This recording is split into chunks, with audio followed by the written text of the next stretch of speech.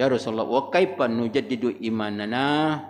Ya Rasulullah, bagaimana cara untuk memperbaharui iman kami? Kata Rasulullah, aksiru la ilaha illallah. Perbanyaklah kamu, kata Rasulullah, mengucap kalimat la ilaha illallah. Karena ini adalah kalimat tauhid. A'udzu billahi minasy syaithanir rajim. Bismillahirrahmanirrahim. Assalamualaikum warahmatullahi wabarakatuh.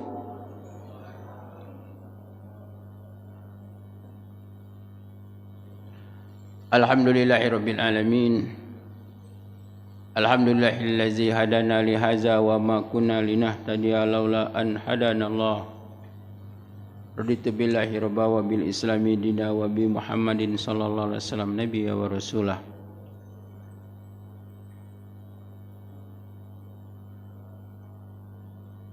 Rabbi zidna ilma warzuqna fahmah. Rabbi shrah sadri wa yassir li amri wahlul 'uqdatam min lisani yafqahu qawli. Wala haula wala quwwata illa billahil aliyyil azim, amma ba'du. Bapak-bapak dan ibu-ibu jamaah salat maghrib rahimakumullah. Alhamdulillah, tempat yang baik, di waktu yang baik, dalam kesempatan yang baik, marilah kita senantiasa memanjatkan puji dan syukur kita kehadirat Allah Subhanahu wa taala. Segala limpahan rahmat, nikmatnya, kebaikan Allah Subhanahu wa taala yang tidak pernah putus Allah curahkan kepada kita.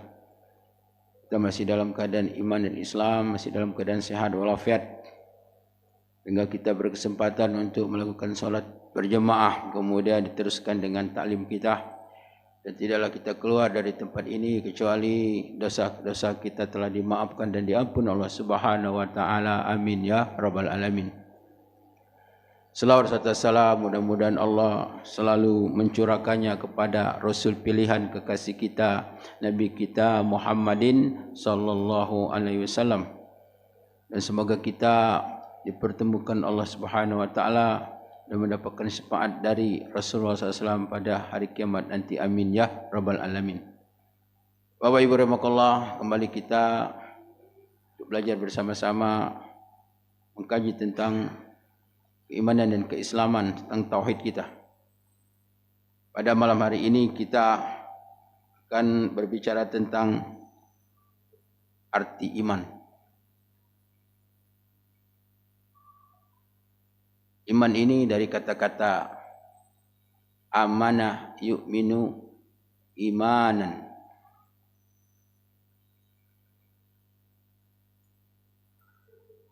Jadi ditinjau dari segi bahasa ada dua artinya. Yang pertama artinya memberikan keamanan. Siapa memberikan keamanan? Allah Subhanahu wa taala.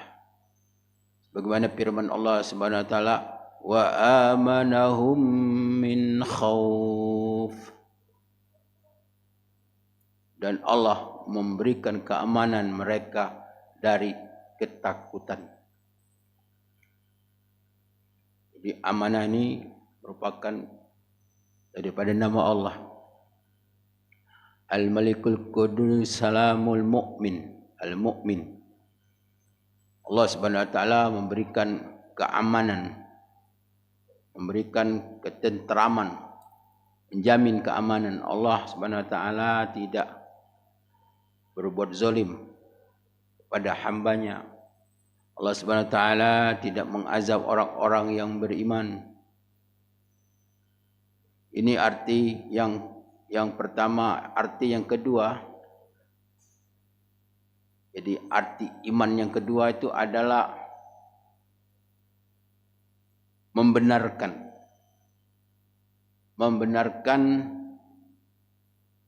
mengimani. Seperti firman Allah Subhanahu wa taala, "Wa ma anta bimu'minin." Wa ma anta bimu'minin. Dan tidaklah engkau dengan mengimani, membenarkan, meyakinkan. Jadi artinya iman artinya mengimani, meyakini.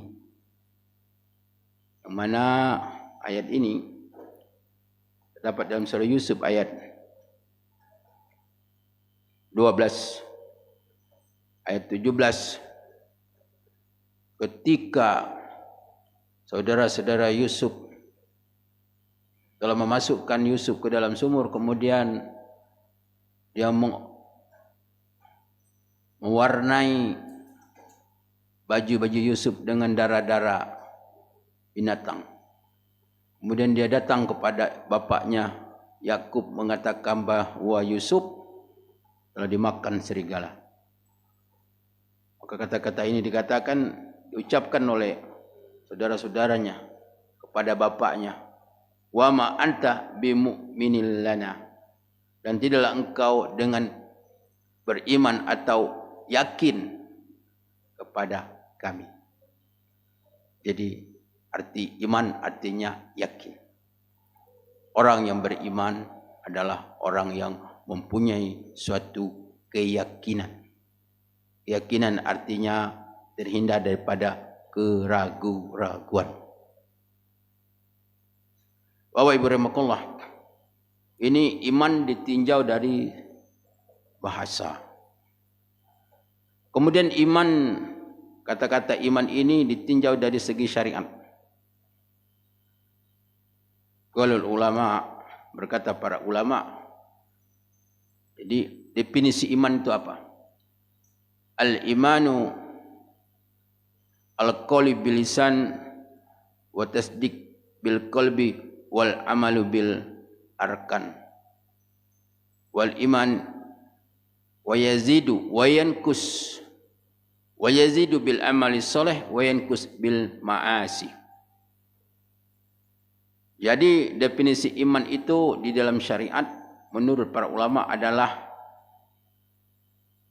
iman adalah yang diucapkan dengan kata-kata, dengan mulut,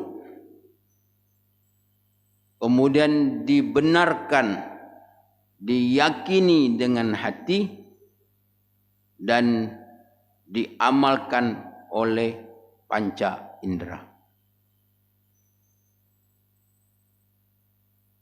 Dan iman itu bertambah dan berkurang, naik turun. Bertambahnya iman dengan melakukan amal-amal soleh, dan berkurangnya iman dengan bermaksiat kepada Allah Subhanahu wa taala.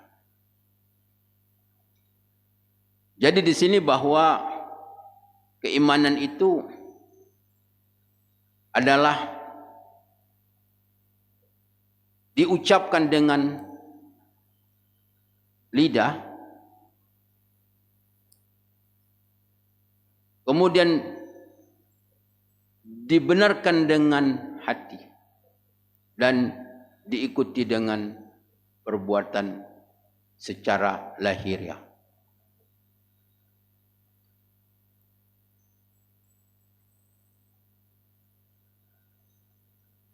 Kemudian bahwa ucapan lahiriah, ucapan batiniah, amal lahiriah, amal batiniah.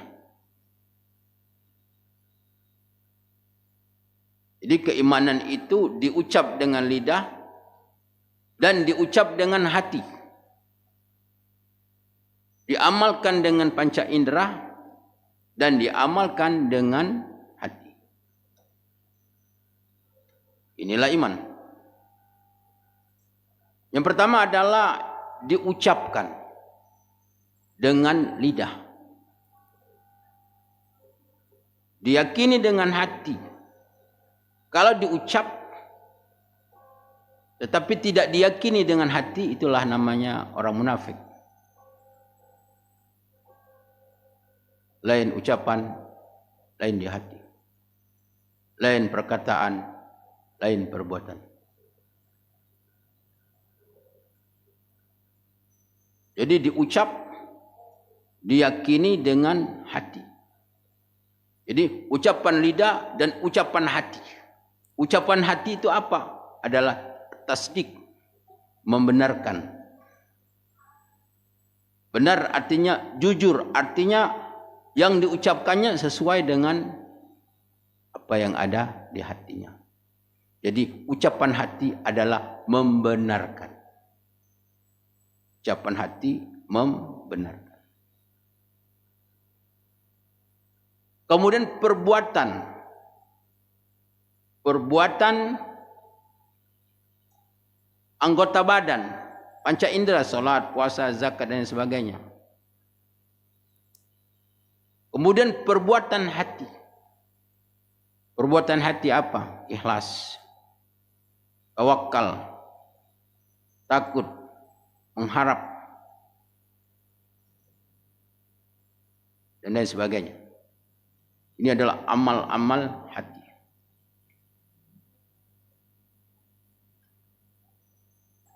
Kemudian asal pokok iman adalah di dalam hati. Ini pokok, asal pokok iman adalah dalam hati. Artinya keimanan hati merupakan syarat sah dan benarnya keimanan. Keimanan hati di sini bukan sebatas mengetahui dan membenarkan Allah dan Rasul,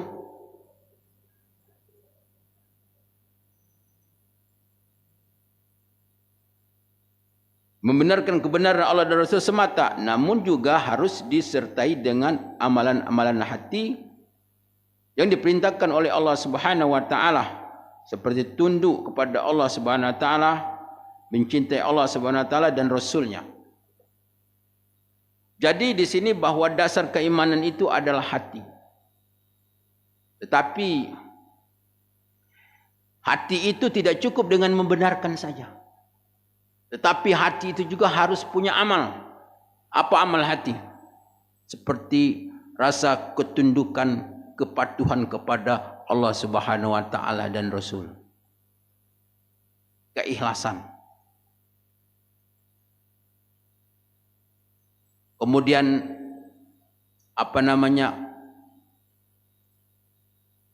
tawakal kepada Allah Subhanahu wa taala. Ini amal-amal hati. Jadi ketika keimanan itu sudah berada di hati, maka hati inilah yang dapat mendorong anggota badan. Umpamanya karena dia sudah memiliki keimanan di dalam hatinya, hatinya mempunyai, telah berucap dan telah beramal dalam hatinya, sehingga kalau dia berbicara yang benar, dia berbicara yang jujur, dia berzikir, baca Al-Quran, berikan nasihat yang baik-baik. Kenapa? Karena dasar imannya ada. Dasar imannya ada. Jadi ketika hatinya itu ada disebroh dengan keimanannya, maka tampaklah secara lahiriah yang dilakukannya, yang diucapkannya adalah yang baik-baik. Kenapa? Karena hatinya baik. Karena hatinya adalah disibroh, di celupan hatinya adalah keimanan. Jadi melihat seseorang itu ucapannya menggambarkan hatinya. Misalnya dia bicara tentang politik, berarti hatinya adalah cenderung kepada politik. Dia bicara tentang dagang, berarti hatinya senang dagang. Jadi itu ada gambaran apa yang ada di hati daripada ucapan-ucapan. Sehingga hati ini dikatakan bahwa asal pokok keimanan adalah di dalam hati. Dan orang-orang munafik, mereka adalah tidak mempunyai keimanan. Sehingga apa yang dia lakukan tidak sesuai dengan apa yang ada di dalam hatinya. Mereka dikatakan orang-orang munafik. Bapak Ibu rahimakumullah. Jadi keimanan itu adalah ditasdikkan dengan hatinya. Tetapi juga keimanan itu juga dengan harus dilakukan dengan perbuatan.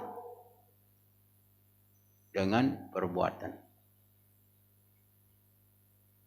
Iblis laknatullah. Dia mengimani Allah Subhanahu wa taala sebagai sang pencipta. Dia mengimani bahwa Allah Subhanahu wa taala dalam mengatur dan segala-galanya. Bukan tidak beriman iblis. Karena dia orang adalah makhluk Allah yang ahli iman, ahli ibadah. Tapi pada suatu ketika Allah Subhanahu wa taala memerintahkannya untuk sujud kepada Nabi Adam, itu tidak dia lakukan. Maka jadilah kafir dia. Wazkunna lil malaikati isjudu fasajadu ila iblis aba wastakbara wa kana minal kafirin. Ingatlah ketika aku berkata kepada malaikat, sujudlah kamu pada Nabi Adam. Maka sujudlah mereka kecuali iblis. Enggan dia sujud. Wa kana minal kafirin, maka jadilah iblis ingkar kepada Allah Subhanahu wa taala. Jadi keimanan itu tidaklah sebatas dengan yakin, tetapi juga harus diikuti dengan perbuatan secara lahiriah. Secara lahiriah.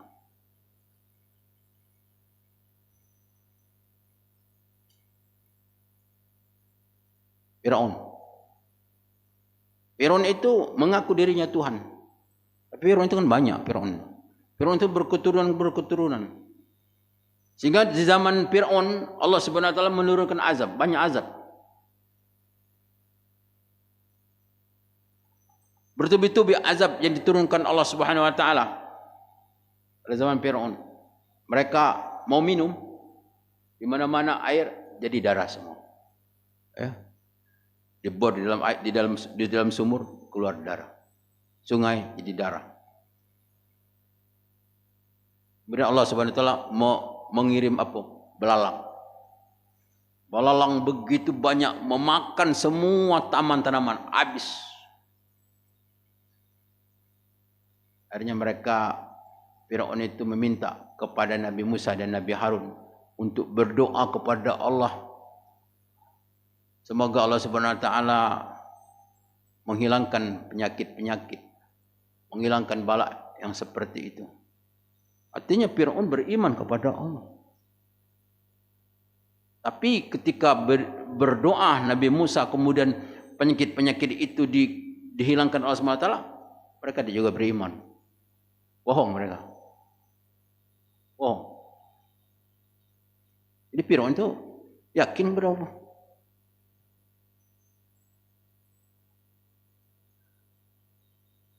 Itu juga orang Yahudi. Orang Yahudi itu di dalam Quran jelaskan. Mereka itu sangat mengetahui tentang Rasulullah SAW. Lebih daripada mereka mengetahui anaknya sendiri. Tahu. Karena semua catatan dalam Taurat, dalam Injil itu cukup mengisahkan tentang Nabi Muhammad SAW. Orang Yahudi. Tapi mereka, apakah mereka beriman? Muslim? Tidak. Karena mereka tidak mengikuti, melakukan apa yang diperintahkan oleh Nabi Muhammad sallallahu alaihi wasallam.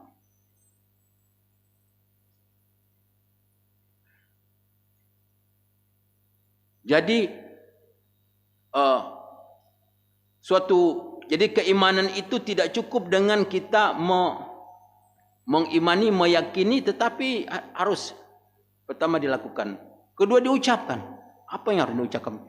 Yang diucapkan, yang wajib diucapkan adalah kalimat asyhadu alla ilaha illallah wa asyhadu anna muhammadar rasulullah. Jadi ini ucapan yang wajib diucapkan, walaupun sudah membenarkan kalau percaya. Siapa lagi yang tidak, yang meragukan bahwa Abu Thalib paman Rasulullah SAW yang memperjuangkan Rasulullah sampai titik darah ke penghabisan, berkorban segala-galanya. Kenapa dia tidak Dia tidak ada keraguan bahawa Nabi Muhammad SAW adalah utusan Allah Subhanahu Wa Taala, keponakannya. Tetapi dia tidak dikatakan Islam, tidak menjadi seorang Muslim karena dia tidak mengucapkan dua kalimat syahadat. Artinya bahwa keimanan itu memang tidak cukup dengan keyakinan, tapi memang harus diucapkan. Jadi hal-hal yang diucapkan yang wajib itu adalah dua kalimat syahadat. Nah, kalau kita sudah lahir, bapak kita, orang tua kita dari Islam, memang kita tidak diwajibkan lagi. Tetapi juga kita harus memperbanyak kalimat-kalimat tersebut karena ada hal-hal yang dapat merusak syahadat kita. Yang kita disuruh untuk memperbaharui, kata Rasulullah SAW, jadidu imanakum. Perbaharilah iman kamu. Diperbaharui ibarat pakaian, ganti pakaian baru. Ada baru terus pakaian. Ganti. Jadidu imanakum, perbaharui iman kamu. Ya Rasulullah, wa kaifa nujaddidu imanana? Ya Rasulullah, bagaimana cara untuk memperbaharui iman kami? Kata Rasulullah, aksiru la ilaha illallah. Perbanyaklah kamu, kata Rasulullah, mengucap kalimat la ilaha illallah. Karena ini adalah kalimat tauhid. Kita memperbaharui tauhid kita dengan kita banyak berzikir, yaitu kalimat la ilaha illallah. Jadi bahwa keimanan itu diucapkan dan diamalkan secara lahir dan batin. Jadi secara lahir dan batin.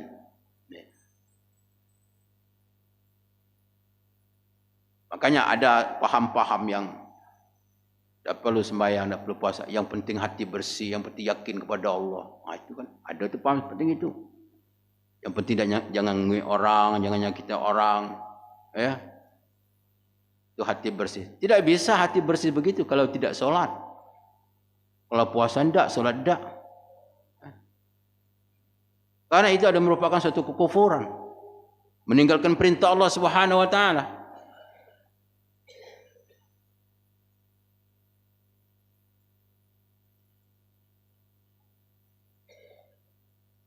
Begitu juga di dalam kita melakukan amal, solat, umpamanya.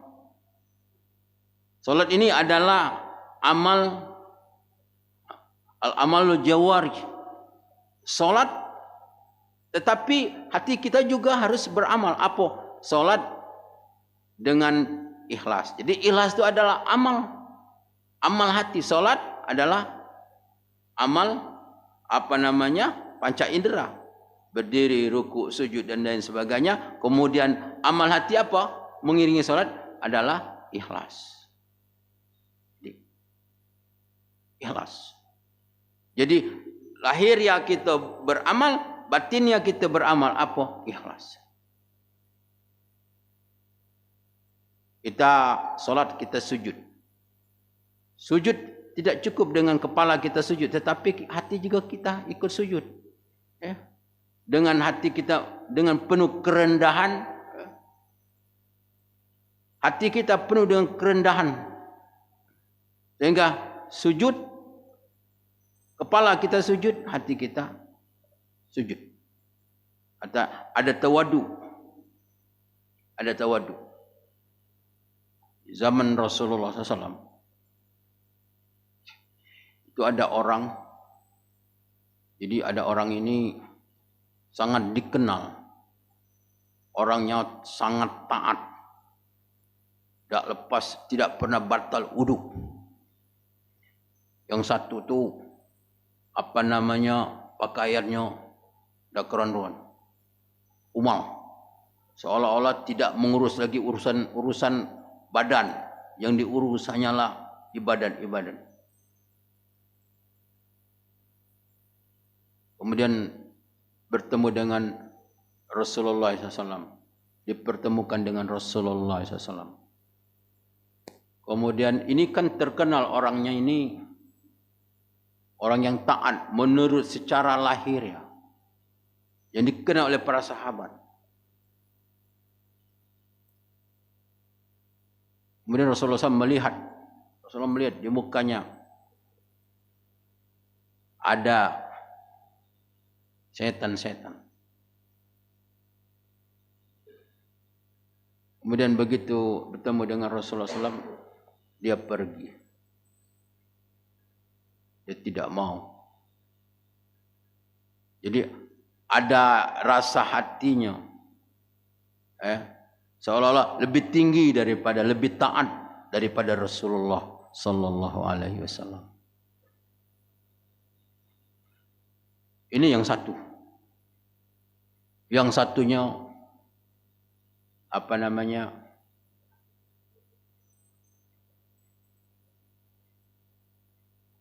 Rasulullah mengatakan bahwa harta rampasan itu adalah halal untuk dibagi-bagikan. Kemudian Rasulullah SAW membagikan harta rampasan itu. Kemudian dia berbicara kepada Rasulullah mengatakan, ya Rasulullah, kau tidak adil membagikan harta rampasan. Kata Rasulullah SAW, apakah ada orang yang lebih takut kepada Allah daripada aku? Saya ini utusan Allah Subhanahu Wa Taala. Jadi dia menganggap dirinya itu lebih hebat daripada Rasulullah Sallallahu Alaihi Wasallam. Dan pada waktu itu kalau dia misalnya, minta maaf Rasulullah, mungkin Rasulullah berdoa kepada Allah agar Allah membuka hatinya. Tapi dia tidak terima itu. Dia tidak memberikan nasihat kepada Rasulullah SAW. Kata Rasulullah SAW, ini orang ini nanti punya keturunan, kata Rasulullah SAW. Dia punya keturunan. Keturunan mereka itu dia membaca Al-Quran yang begitu hebat, yang itu bagus, tapi hanya sekedar sebatas lehernya saja ucapkan. Tapi Islamnya tidak sampai ke hati. Jadi di sinilah bahwa hati kita ini memang harus hati yang bertasdid, mengimani Allah Subhanahu Wa Taala dan Rasulullah SAW dan hal-hal yang wajib kita imani sebagai orang yang beriman. Kemudian juga hati kita juga ada amal hati adalah ketundukan atau tawadu. Ada rasa tawadu. Ini amal hati.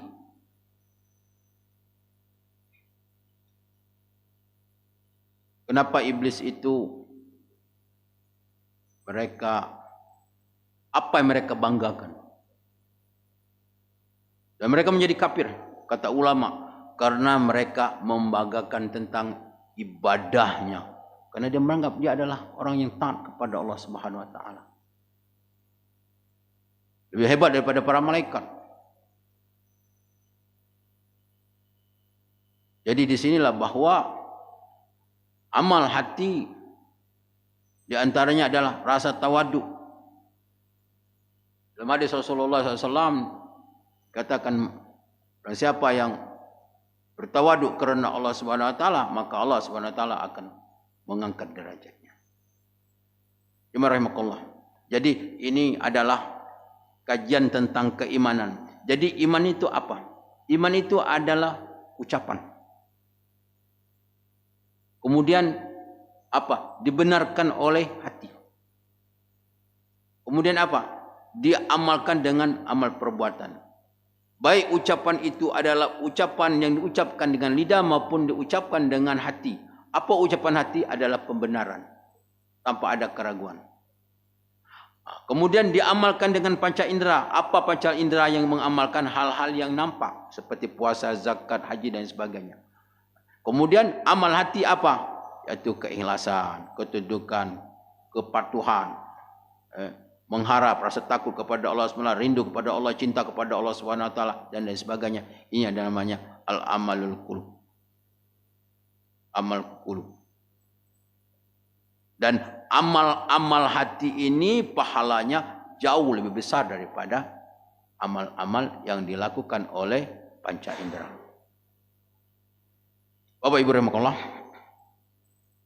Kemudian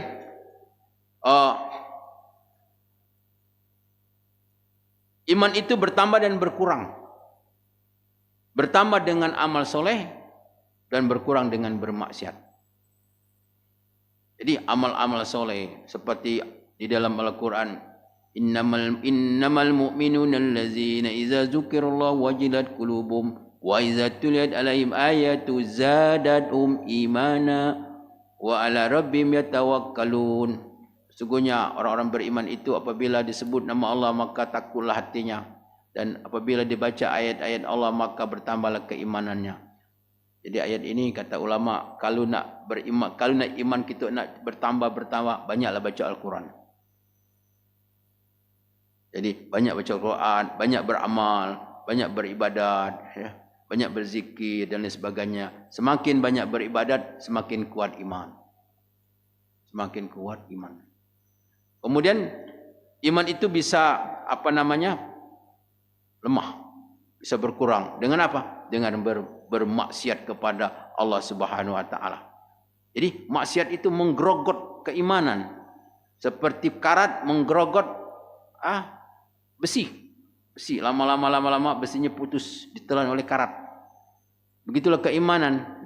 Tauhid lama-lama rusak kalau orang banyak bermaksiat kepada Allah Subhanahu wa taala.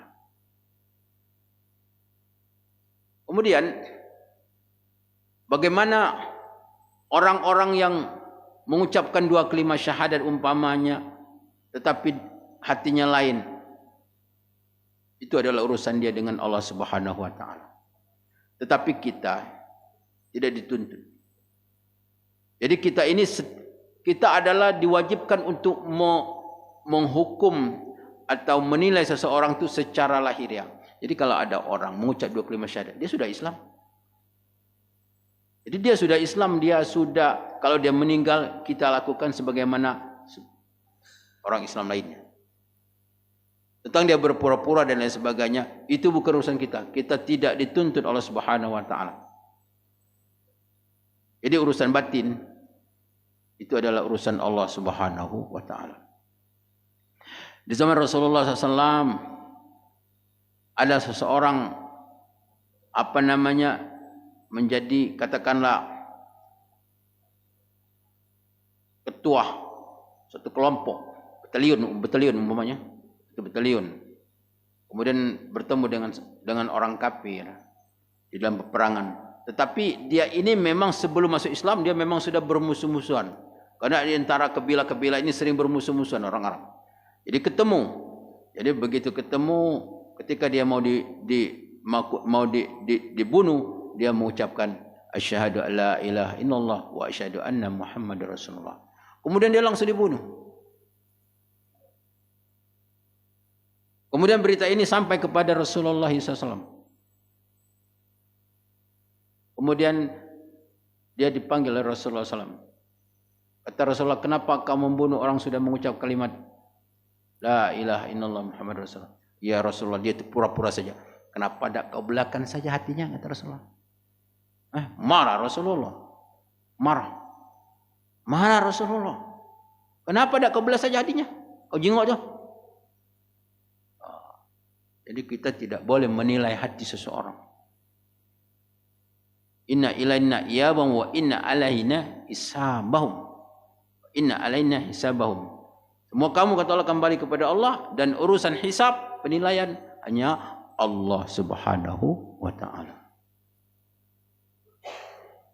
Jadi kita kalau ada orang yang kita yakini dia sebagai seorang muslim, sudah. Tentang hati dengan Allah, itu memang bukan urusan kita.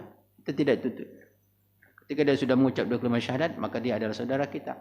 Kalau dia meninggal, maka kita lakukan hal-hal yang sebagaimana mestinya kita lakukan kepada sesama kita sebagai seorang muslim.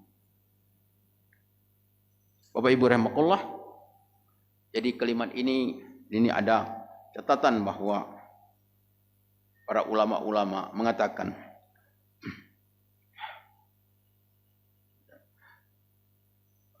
ucapan lisan semata tanpa disertai dengan keyakinan, kejujuran, kecintaan, pemahaman dan pengamalan seluruh kandungan makna menurut kesepakatan ulama Ahlus Sunnah wal Jamaah sekali-kali tidak akan memberi manfaat kepada orang yang mengucapkannya. Jadi memang kita memang harus belajar, ya. Jadi kalau saudara-saudara kita memang sudah masuk Islam, memang kita tidak cukup untuk menelantarkan mereka, memang kita harus dibina. Ya. Karena ucapan-ucapan ini tidaklah cukup dengan sekadar ucapan kalimat ini, tetapi memang harus benar-benar kalimat ini untuk ada di dalam hatinya. Apakah keyakinan-keyakinan dan amal-amal. Karena apa yang diucapkan itu ternyata tidak paham dengan apa yang diucapkan, maka kata ulama itu akan tidak bermanfaat sama sekali. Nauzubillah min dzalik. Bapak Ibu rahimakumullah, demikian kajian kita pada malam hari ini tentang keimanan. Saya mohon maaf atas segala kekurangan dan kesilapan kepada Allah, mohon ampun. Wabillahi taufiq wal hidayah. Assalamualaikum warahmatullahi wabarakatuh.